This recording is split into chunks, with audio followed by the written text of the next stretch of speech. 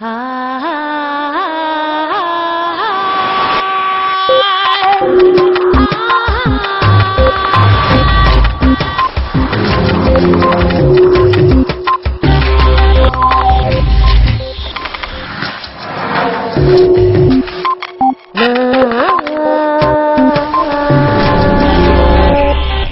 bajo una cadena de pensamientos que selecciona y aísla un único aspecto de la realidad. Mathieu Ricard.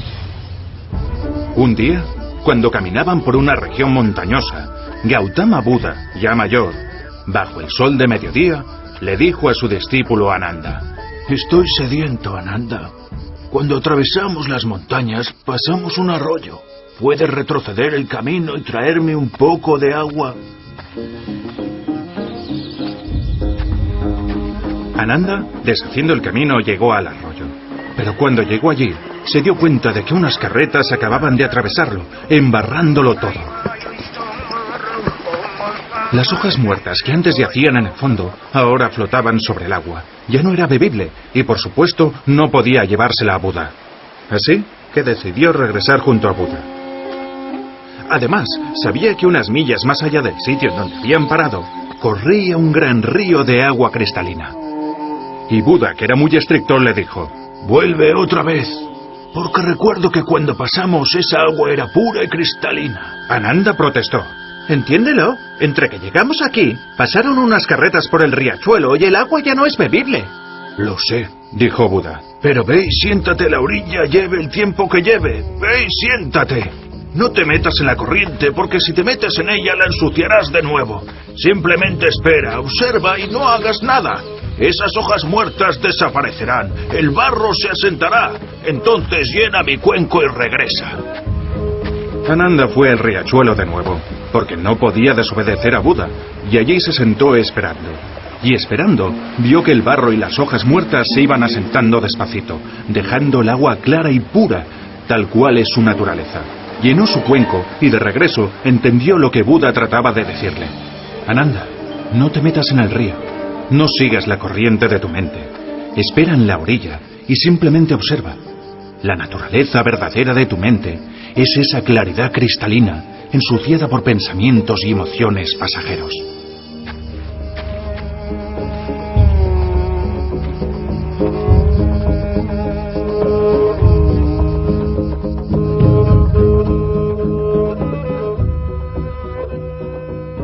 Hoy Redes se acerca al estudio de la compasión desde el lado de la ciencia, por una parte, y desde el lado de la contemplación tan ejercitada por los budistas, por los monjes budistas que llevan siglos utilizando esta técnica de la meditación. Y lo hacemos de la mano de un gran biólogo molecular que al mismo tiempo es monje budista.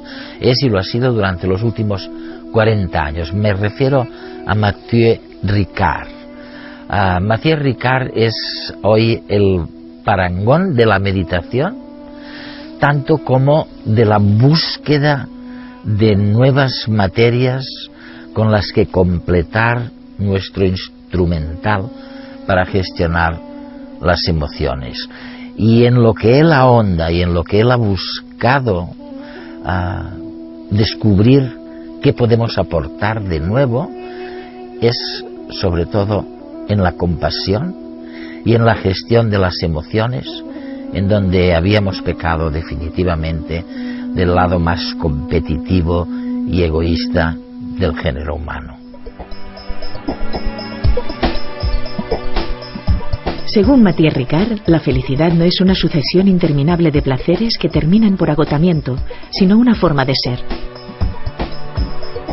Y si es así, ¿no deberían nuestros hijos aprender en el colegio a ser felices y también a ser buenos? ¿No es acaso lo que desea cualquier madre o padre de hoy en día? Para permitir aflorar la compasión y la naturaleza buena que todo ser humano lleva dentro, la ciencia está descubriendo los beneficios de la meditación. Aprender a meditar puede ayudarnos a convivir con una mente más clara y más hábil a la hora de lidiar con las emociones negativas y fomentar las emociones positivas.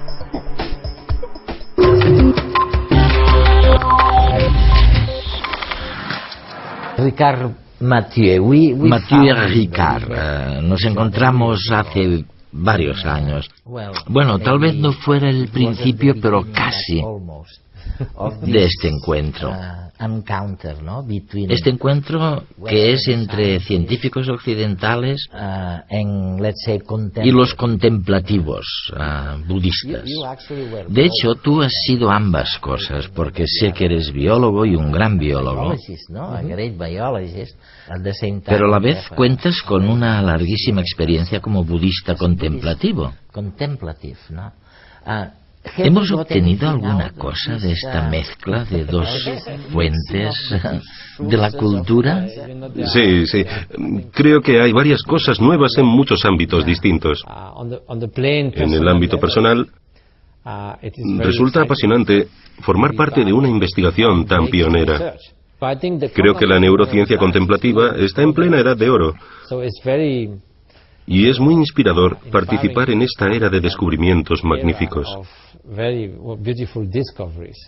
Además, desde la perspectiva budista, la idea es contribuir con algo a la sociedad.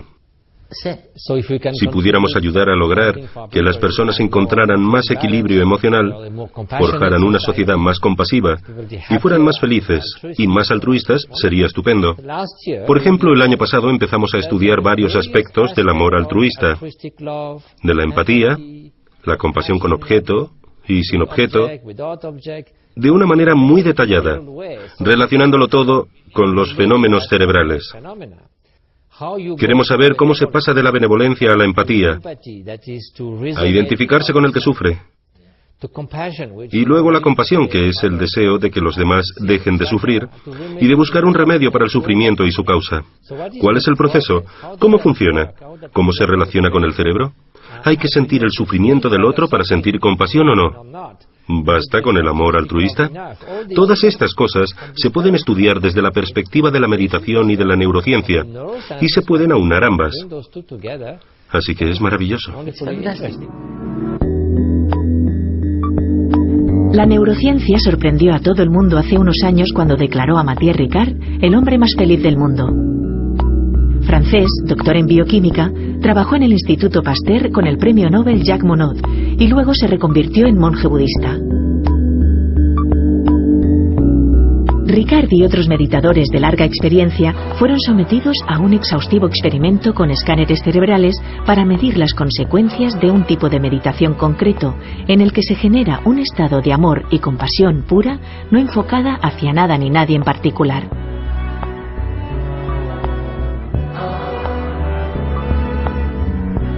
Los resultados mostraron niveles por encima de lo conocido hasta entonces de emoción positiva en el córtex prefrontal izquierdo del cerebro, mientras que la actividad del lóbulo derecho, justo en el área relacionada con la depresión, disminuía, como si la compasión fuera un buen antídoto contra la depresión. Y también disminuía la actividad de la amígdala, relacionada con el miedo y la ira. Otros estudios similares han demostrado que el nivel de atención de estos meditadores es mucho mayor que el del resto de población y pueden mantenerlo durante más tiempo. Pero, ¿qué ocurre con los meditadores novatos? ¿Hay algún beneficio para ellos? Para comprobarlo, un grupo de empleados de una empresa realizaron 30 minutos diarios de meditación durante 3 meses. A lo largo del estudio, los empleados reportaron un descenso en sus niveles de ansiedad y se pudo ver que se incrementaba la actividad de su córtex prefrontal izquierdo, es decir, sus emociones positivas. No desesperen. No es necesario meterse a monje ni perderse en una cueva de los Himalayas. Un poco de disciplina es suficiente para lograr cierto control mental y mejorar el nivel de felicidad en su vida. Es fantástico porque estas dos fuerzas que se unen tenían una idea muy diferente de lo que somos. Para gran parte de la ciencia occidental, el ser humano es intrínsecamente malo. Lo que hay es un culto al egoísmo. Eso es. Y me parece muy extraño, porque no encaja con los datos científicos, sino que se trata de una especie de distorsión a priori. Podemos verlo en la economía y en algunos aspectos de la evolución. Y también en algunos aspectos de la psicología hay toda una escuela filosófica llamada egoísmo psicológico, e incluso algo denominado egoísmo ético, que postula que somos egoístas y que eso está bien, que debemos serlo, que por qué preocuparnos, Hay que sobrevivir. que por qué sentirnos culpables si no ayudamos a los demás. Me parece la receta perfecta para llegar a la catástrofe completa.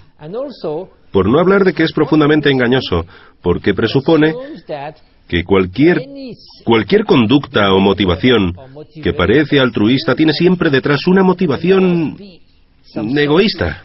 Una motivación subyacente, ¿no? Y se convierte en una especie de dogma. Además, en el psicoanálisis, prácticamente todo lo que hacemos está motivado por el yo. Si intentas ser bueno, es a costa de algo. Vamos, que no es demasiado bueno para tu estado mental. Esta negación del lado bueno de la naturaleza humana me parece terrible. Y es que cualquiera con sentido común vería que los datos sociológicos demuestran que el altruismo verdadero existe. Por supuesto que también somos egoístas a veces, y que hay personas más egoístas que altruistas, pero decir que el altruismo auténtico no existe es una tontería. Y sin embargo, muchos biólogos amigos míos han mantenido durante muchísimos años que no querían ni oír hablar del altruismo. No, pero mira los datos. Por ejemplo, las personas que rescataron familias en épocas de opresión, como con los judíos durante la ocupación nazi. Hubo familias que intentaron protegerlos, que los escondieron en su casa. No eran parientes suyos. No pertenecían a la misma religión o al mismo acervo genético. Eran absolutos desconocidos. Y no podían esperar nada a cambio. Asumían riesgos enormes para sí mismos y para sus familias. ¿Cómo hablar ahí del gen egoísta? Ellos te dirán, por supuesto que tuvimos que hacerlo. Somos parte de la misma familia humana. A ver si puedes encontrar una motivación egoísta ahí. Imposible. Es una tontería, por eso hay que explicar la realidad. Pero Mathieu, ¿aceptarías entonces que al principio de este argumento, de este debate, o de esta discusión, el budismo estaba más cerca de la ciencia, en el sentido de que vuestro concepto de la naturaleza humana era bueno? Bueno, existe un potencial para el bien que siempre está ahí. Eso es. Es como si un pedacito de oro cayera en el fango y se quedara ahí mucho tiempo. Seguiría siendo oro y se podría pulir y limpiar luego. En cambio, si fuera un trozo de caliza, ya podrías pulirlo durante 100 años que seguiría sin convertirse en oro. Esto no es ingenuo. No es otro tipo de dogma. Se basa en la comprensión de cómo funciona la conciencia. En el budismo lo llamamos el aspecto luminoso de la mente. Evidentemente, es solo una metáfora. La mente no brilla en la oscuridad, pero ¿por qué hablamos de luz? Pues porque es como una antorcha con la que se enfocan varias cosas. La luz no se ve modificada por lo que ilumina. Si ilumina un montón de basura, no se vuelve sucia. Si ilumina un montón de oro, no se vuelve más cara.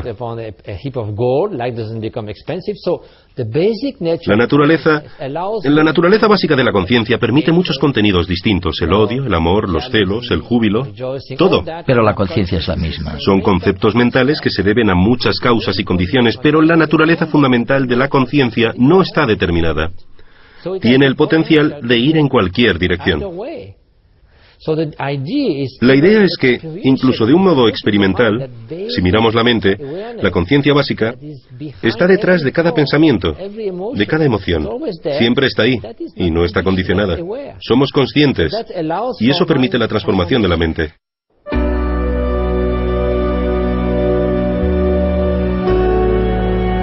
Nuestro estado mental, la forma en que interpretamos lo que nos sucede, es lo que realmente determina nuestro grado de felicidad y bienestar interno.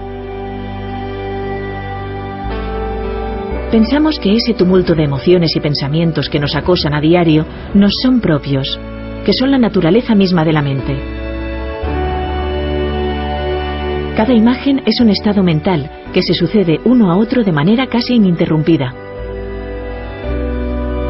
Creemos que esa sucesión de imágenes, hermosas, dolorosas o diabólicas, forman parte de nuestra naturaleza intrínseca.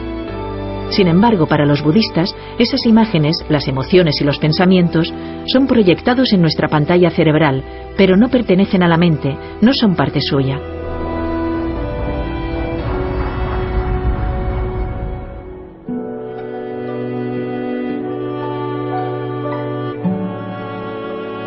Los meditadores son capaces de percibir y enfocar su atención en lo que hay detrás del flujo continuo de pensamiento, es decir, a la claridad de la pantalla.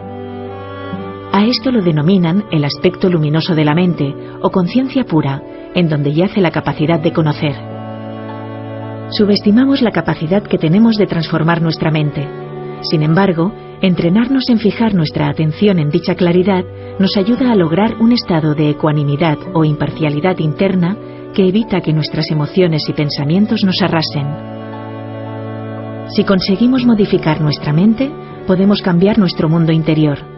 Una tarea más fácil y más a nuestro alcance que el cambiar las circunstancias externas del mundo en que vivimos. Has estado contemplando como budista y como científico, que has sido siempre, durante más de 20 años, ¿no? ¿En el Tíbet? 40 años, sí. 40 años, sí. Increíble. Tras 40 años, ¿cuáles crees que son las cosas de las que nosotros, en el resto del mundo, nos podemos beneficiar más según tu investigación y tu experiencia concreta? Creo que es importante conseguir la libertad interior de este proceso mental de odio, celos, arrogancia, deseo obsesivo, con el altruismo y compasión que surgen de esa libertad. Me parece que esto es lo que la humanidad necesita por encima de todo. Necesitamos una sociedad más compasiva. Ahora somos interdependientes, así que, si no cooperamos, todos seremos perdedores. ¿Y a qué nos referimos por sociedad compasiva? Nos referimos a una en la que tengamos consideración por los demás. Nos preocupemos por el prójimo. Mira la economía. Todos estos escándalos y crisis son producto del exceso de codicia, de personas a las que no les importa realmente los ahorros que manipulan. ¿Por qué disminuye la calidad de vida? ¿Por qué existe una brecha tan grande entre el norte y el sur? ¿Por qué hay toda esta pobreza? El mundo podría solucionarlo todo fácilmente con los recursos que tenemos. El altruismo es el único rasgo que podría abordar el presente, el medio plazo y el largo plazo. Y esto conduciría, con toda probabilidad, a grandes reformas en el sistema educativo, ¿no? Bueno, tiene que hacerlo, sí. No tengo hijos, aunque sí participo en 40 proyectos humanitarios con 15.000 niños para los que construimos escuelas. Así que cuento con cierta experiencia tratando con niños. ¿Y qué esperamos cuando educamos a los niños? Convertirlos en seres humanos buenos, personas que sean felices en la vida, que no estén deprimidas y se suiciden. ¿Acaso basta con desarrollar su inteligencia y llenarles la cabeza de información sin desarrollar ninguna cualidad humana? Queremos personas buenas y equilibradas. Pero la educación parece estar interesada en cualquier cosa, salvo eso. Por tanto, hay algo que claramente falta. Lo que está sugiriendo es que probablemente no deberíamos preocuparnos tanto de los contenidos académicos y sí un poco más de las cualidades humanas necesarias para ser felices. Por supuesto. Solamente estamos cultivando herramientas. La inteligencia es una herramienta, la información es una herramienta. Y una herramienta se puede utilizar de un modo constructivo, de un modo destructivo, o se puede desaprovechar. Se puede usar un martillo para construir una casa, para destruirla. O bien se puede desperdiciar el martillo dejándolo en un cajón y no utilizándolo nunca. Así que una herramienta por sí misma, sin una intención, sin una actitud, sin un valor, no es absolutamente nada.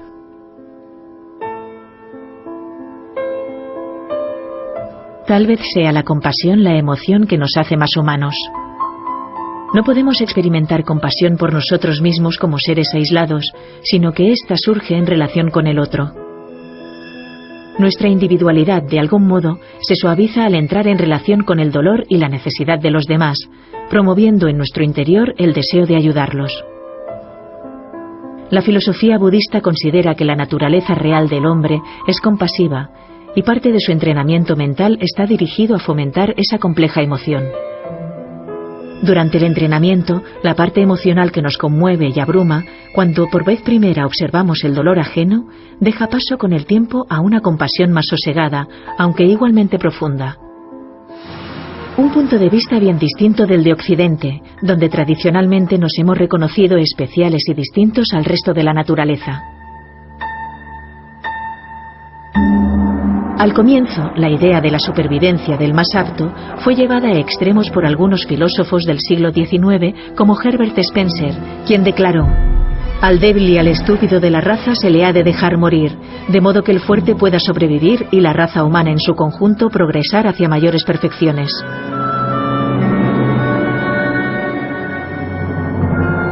Afortunadamente, pronto se retomó el sentido común, y nadie duda ahora de que el hombre pueda alzarse por encima de esa lucha por sobrevivir, y que los comportamientos altruistas tienen cabida en la naturaleza. Gracias a los avances científicos vivimos más y en mejores condiciones, a pesar de que algunas aplicaciones de la ciencia hayan tenido fines menos nobles. El estudio de las emociones positivas como la compasión es muy reciente y cada día va en aumento.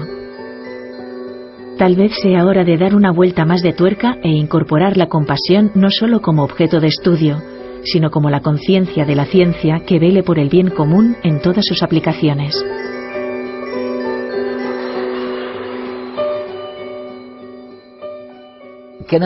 ¿Te puedo pedir un consejo? Sí, claro. Sé que uno de los grandes descubrimientos de la contemplación, del budismo, ha sido justamente perfeccionar la atención, la primera fase del conocimiento, por así decirlo, para concentrarse en algo. ¿Cómo puedo mejorar mi proceso de atención? Es cierto, porque incluso si uno quiere cultivar el altruismo, con la mente siempre distraída, no podrá cultivar nada. La mente se dispersa aquí y allá. Incluso si estamos sentados, nuestra mente puede ser como la de un mono inquieto. Un mono inquieto que va de un lado a otro. Las neuronas se ponen a hablar entre sí, a cotillear. Eso es. Y en realidad necesitamos una mente un poco más calmada, con más claridad y más estabilidad. Si no es así, no podremos hacer nada. En caso contrario, es como si tuviéramos un martillo, pero nos temblara la mano todo el rato. Por eso es necesario, de alguna manera, utilizar un objeto de concentración para estabilizar la mente. Te puedes concentrar en cualquier cosa. Un objeto, una flor, una imagen mental. Pero resulta bastante útil concentrarse en la respiración. ¿Por qué? Pues imagina que te dijera que te concentraras en una luz roja centelleante. Podrías quedarte mirándola, pero tu mente seguiría deambulando. Mientras que, si te concentras en la respiración, no puedes verla. Es muy sutil. Y si dejas de concentrarte, es como si lo perdieras. Así que fácilmente puedes ver si te distraes o no. Ya veo. Con la respiración solamente ves la sensación. Cuando respiras por la nariz tienes una ligera sensación en los orificios nasales. Y se trata de quedarse sentado tranquilamente, pensar en respirar por la nariz y luego notar la sensación del aire que sale y entra. Así. Unas 21 veces, o unos 10 minutos. Hacerlo permite calmar la mente. Muchas personas te dirán: no, yo no valgo para eso. Tras 3 minutos mi mente está completamente distraída. Es normal, no es culpa de la meditación, es porque la mente no está entrenada. Y si no perseveras, nunca aprenderás nada. Así que, en lugar de tener remordimientos o sentirte culpable con ideas como yo no valgo para esto, o cosas así, que al final no dejan de ser más distracción, en cuanto descubras que te has distraído, no pasa nada. Tienes que volver a la respiración. Luego, si lo haces durante un rato y lo repites regularmente, verás que la mente se calma, se vuelve más clara y que puedes utilizar esta mente un poco más flexible para cultivar el altruismo, la compasión o lo que quieras. Con la meditación o sin ella, vamos a tener que aprender aquellas materias o habilidades nuevas que no nos han prodigado los sistemas educativos hasta ahora, que son absolutamente necesarias para tener una visión un poco más correcta, menos egoísta, más compasiva del mundo y de nuestras relaciones humanas. Mathieu Ricard se ha referido sobre todo a temas como el de la focalización de la atención, el saber trabajar en equipo de manera cooperativa en lugar de solo competitiva, el solucionar conflictos de manera mucho más innovadora y, en definitiva, de mirar a la naturaleza con mayor transparencia, con mayor claridad. Es igual que el deportista que ha entrenado su cuerpo para hacer determinadas cosas. De la misma manera, nosotros tenemos que entrenar la mente para conseguir los objetivos que nos proponemos. Además de meditar sobre la compasión, hemos de llevarla a la acción. Mathieu Ricard.